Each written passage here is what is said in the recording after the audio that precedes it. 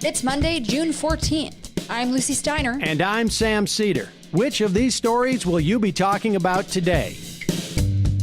Israel's far-right, heavily corrupt Prime Minister, Benjamin Netanyahu, is finally out. He's been replaced by another far-right tech entrepreneur. Meanwhile, the normally tight-lipped Apple said it turned over data about Trump's former White House counsel, McGahn. And lastly, Representative Alexandria Ocasio Cortez went on CNN and dared to point out the biggest flaw in her party's plans to enact any sort of agenda. You are listening to Majority FM's AM Quickie, and these are the stories you need to know.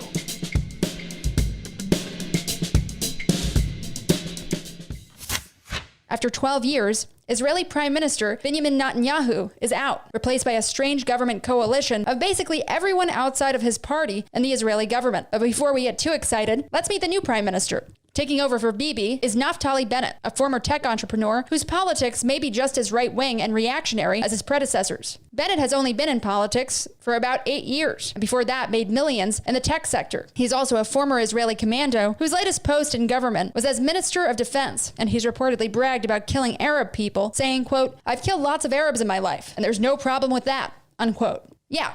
Sounds like the guy isn't exactly a step up from Netanyahu. He's also vehemently supportive of Israel's colonialist settlers. Bennett took over thanks to a razor-close vote in Parliament, authorizing a new government by just one vote, 60 to 59, with one abstention. Bennett's party itself only holds 7 seats in Parliament and managed to take the top slot by creating an 8-party monster coalition aimed at taking Bibi down. In other words, none of this is particularly stable, and none of it looks particularly good for the Palestinians still suffering after Netanyahu's final acts of war against them.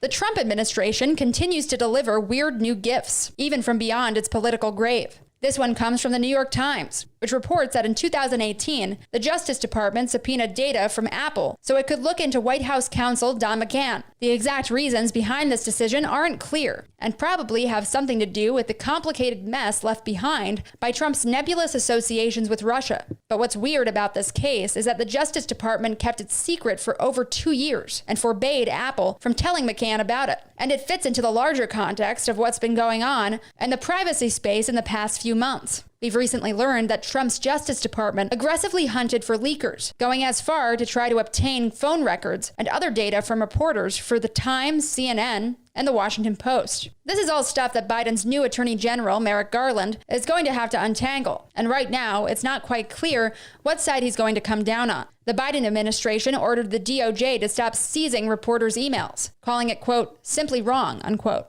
But the New York Times notes that there is still a ton of variables as to what the new rules will look like, as far as who's protected and who's considered a journalist. If you remember, the Obama administration was particularly zealous at rooting out leaks. So that doesn't inspire a lot of confidence.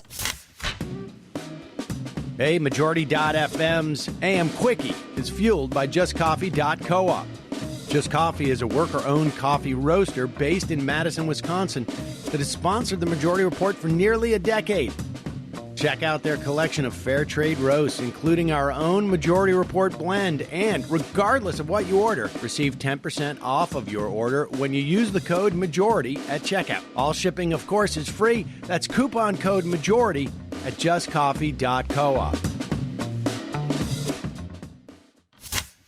The Democrats have a problem. They all know it, but almost none of them will come out and say it. It's pretty simple. The Republican-friendly coalition of Joe Manchin and Kristen Sinema are essentially stonewalling any bill that Biden wants to pass. Naturally, most inter-party criticism falls on the left, which is why Representative Alexandria Ocasio Cortez was on CNN on Sunday defending progressives' decision to preemptively reject the centrist infrastructure compromise plan that Manchin and co. are putting together. CNN's Dana Bash tried to corner Ocasio Cortez into saying whether or not she'd vote for such a marginal compromise bill, to which Ocasio Cortez responded, quote, "The thing is that this isn't the best we can get," unquote.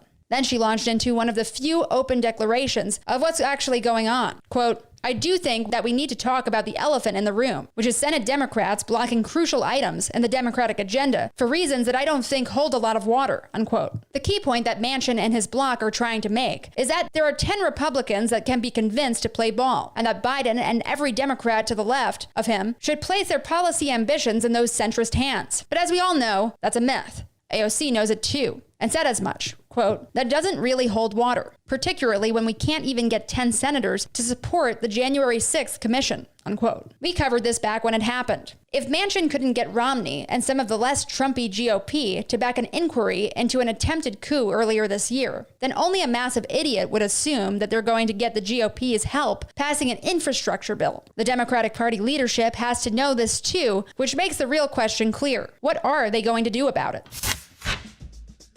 And now for some quicker quickies. Quickie. Joe Biden met with the Queen of England on Sunday and managed to not commit any real social faux pas, only telling her that she reminded him of his mother. Isn't that nice? What a difference from Trump. At least our good President Biden loves and respects a monarch, which is really what America is all about if you think about it. CNN reports that GOP governors are pushing to end mask mandates in schools, once again blaming government overreach for this policy. Kids under 12 won't be eligible for the vaccine till about Thanksgiving, so the masks make sense. But of course, you can't tell that to the GOP. A mysterious auction winner paid more than $28 million to ride to space with Jeff Bezos on July 20th, becoming one of the first private space tourists to get ripped off by a billionaire's vanity project. Congrats to whoever that person is. Have a nice flight. A bipartisan group of lawmakers released 2 bills on Friday that would completely overhaul the competition and antitrust system that let big tech establish world-spanning monopolies. We'll see how well they fare against the tech giants' inevitable onslaught of lobbying. Quickie.